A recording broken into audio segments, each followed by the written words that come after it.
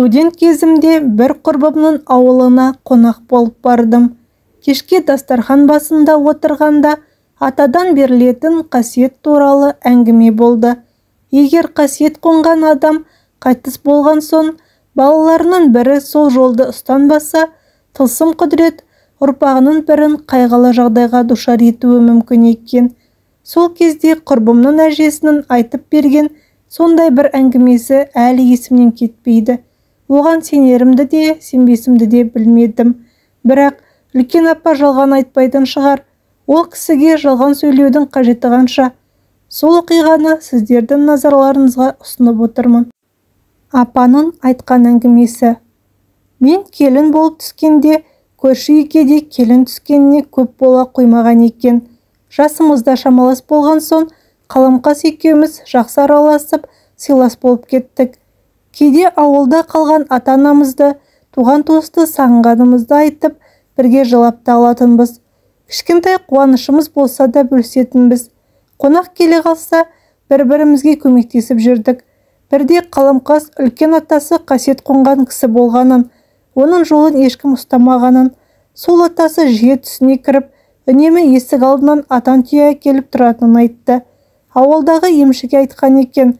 Ол, атаңның қасиеті саған қонғалы жүр, сен бата ал. Егер бетін қайтарсаң, зияны тиюі мүмкін депті.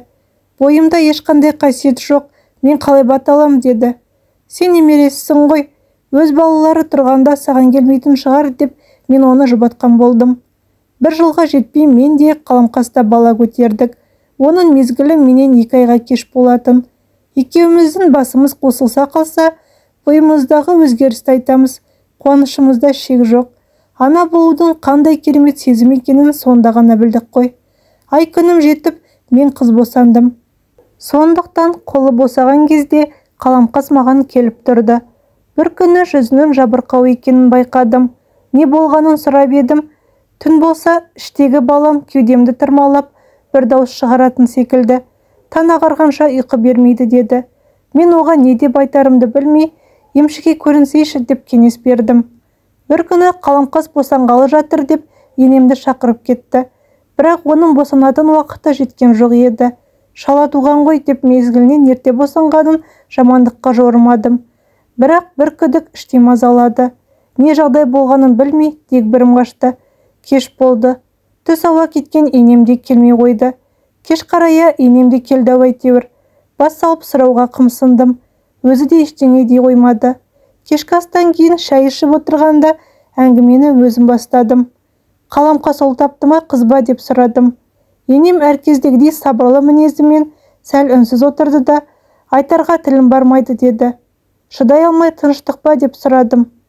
Құдай басқа бермесін, аяқ қолының тырнақтары сояудай, тірі адам деп айтуға келмейтін бірдеңе, өлі туылды деді. Содан кейін Қаламқас біраз уақытқа дейін үйінен шықпай қойды. Бір күні енемнен қызымды алып Қаламқасқа барып келейін деп сұрадым. Енем өзің барып көңілің аулап қайт, сенің баланды көрсе көңілі бұзылар деді. Енемнің ақылын тыңдап өзім бардым. Қаламқас мені құшақтап ұзақ жылады. Оған қосылып мен де жыладым. Әлден уақытта жылағанын тоқтатып, қызым жайлы сұрады. Қылықтарын айтып едім, ол да мәз болып көңілденді. Қайтарда мен баладан шыға алмаймын, сен келіп тұрсайшы дедім. Ертесін-ақ ол үйге келді. Содан кейін жиі келіп қызымды ойнатып кетіп жүрді. Көп ұзамай Қаламқас қуанышты хабармен келді. Тағы аяғы ауыр екен. Бала көтеру ана үшін қандай қуаныш екенін тек ана ғана түсіне алады. Қаламқас үшін қатты қуандым. Алладан аман-есен аяқ-қолын бауырына алып, сәбиін бауырына басса екен деп тіледім. Ай күні жеткенде Қаламқас қыз тапты. Ауыл болып шілдехана тойын өткіздік. Қаламқастың қызы әлі қырқынан шықпаған соң мен барып тұрдым. Өзімше білгенімді үйретем. Бір күні Қаламқас бала қанша айлығында сықылықтап күледі деп сұрады. Ойымда ештеңе жоқ, 3-4 айда шығар дедім. Ал менің қызым қырқынан шықпаса да сықылықтап күледі. Сонда қалай болғаны деді. Мен не деп айтарымды білмей тосылып қалдым. Қаламқас әңгімесін жалғап, ұйықтаған соң түн ортасы ауғанда қызымның сықылықтап күлген дауысынан оянам деді. Дауысты түсіңде еститін шығарсын деп жұбаттым. Өзімде солай шығар деп ойладым.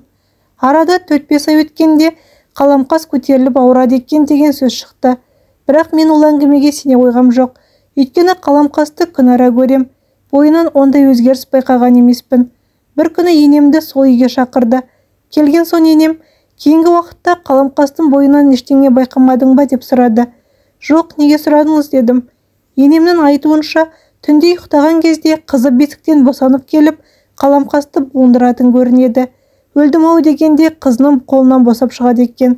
Қаламқас есін жиям дегенше қайта барып бесігіне жатып алатын көрінеді.